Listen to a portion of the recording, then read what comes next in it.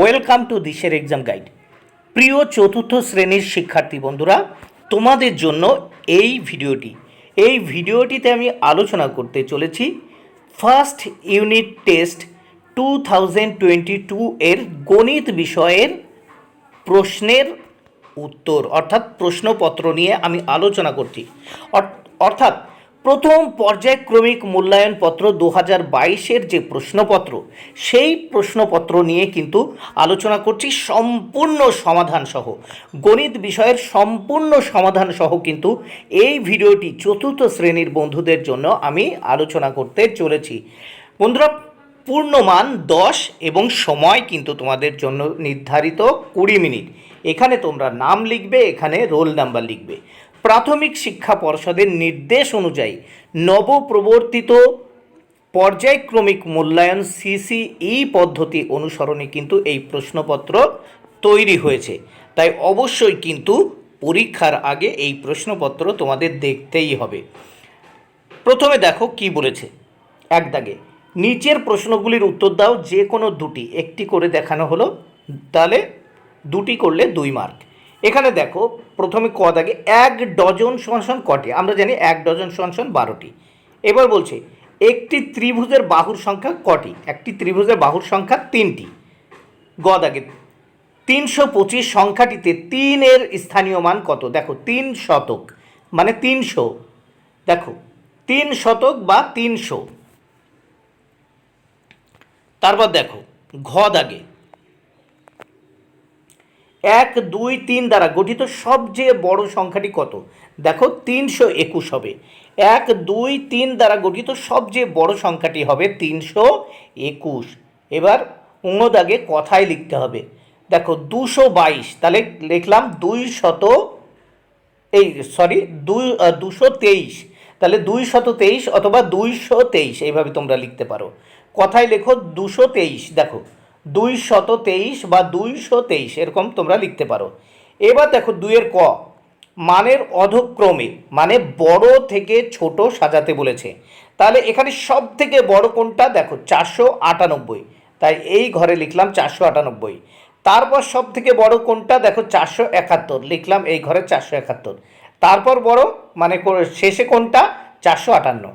তাহলে সব থেকে বড় 498, তারপর 471, 458।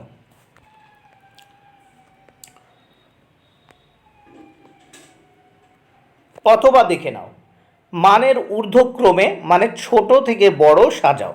তাহলে ছোট থেকে বড়, এর ভিতর সব থেকে ছোট হচ্ছে 339, তারপর 341, তারপর 358। এইবার 3 দাগে দেখে নাও ভালো করে। 3 দাগ দেখো, যোগফল ও বিয়োগফল নির্ণয় করো। প্রথমে যোগ দেখো, এখানে 2 আর 1 3, 3 আর 2 5, তাহলে 5। আর এখানে 5 7 12, 3 15 5, হাতে থাকলো 1। এখানে হচ্ছে 9 আর 1 10, আর 8 18 8, হাতে থাকলো 1, 5 আর 1 6। তাহলে কত হচ্ছে? 6855। তাহলে ক দাগের উত্তর হচ্ছে 6855। এবার দেখো খ দাগে, এখানে দেখো মনে করো উপরে 0, 0 মানে 10, 10-এর থেকে 9 চলে গেলে 1, হাতে থাকলো 1, 9 রেখে 10, 10-এর থেকে 10 চলে গেলে 0, হাতে থাকলো 1, 10-এর থেকে 10 চলে গেলে 0, হাতে থাকলো 1। তাহলে 3 আর 1 4, 7-এর থেকে 4 চলে গেলে থাকে 3, 3001 উত্তর হবে। এবার পরের পেজ দেখে নাও।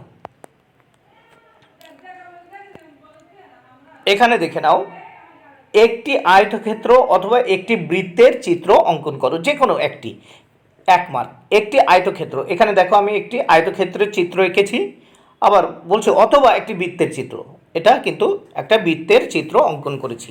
তাহলে এই আয়তক্ষেত্র অথবা বৃত্তর চিত্র অঙ্কন করতে হবে তোমাদের। এইবার দেখে নাও 5 দাগে গুণফল ও ভাগফল নির্ণয় করো, যে কোনো একটি। এই গুণটি করতে হবে অথবা এই ভাগটি করতে হবে। তাহলে প্রথমে দেখো গুণ করেছি, 8 দুগুণে 16 6, হাতে থাকলো 1, 8 কে 8 আর 1 9, 8 দুগুণে 16, তাহলে এখানে কত হচ্ছে?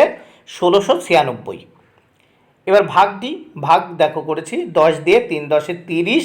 এবার এই 0 নিচে নেমে গেল, তাহলে এই 0 কেটে কোথায় চলে আসবে? এই শূন্য কেটে এখানে 3-এর পাশে, তাহলে 30 উত্তর। এইবার দেখো গণিতের ভাষায় কি করতে হবে, সমাধান করতে হবে। এবারের বৈশাখী মেলায় 895 জন মহিলা, 1728 জন শিশু ও 570 জন পুরুষ এসেছে।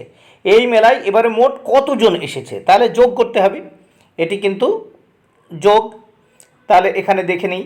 8 × 5 = 13, 3 হাতে থাকলো 1, 7 আর 8, 8 8 2 10, 10 আর 9 19, 9 হাতে থাকলো কত 1, 5 আর 6, 6 আর 7 হচ্ছে 13, 13 আর 8 21, 21 1 হাতে থাকলো 2, 2 আর 1 এই 1 3, তাহলে 3193 হচ্ছে। তাহলে 6-এর ক দাগের উত্তর হচ্ছে 3193, ওটি কিন্তু যোগ। এরপরে দেখে নেওয়া যাক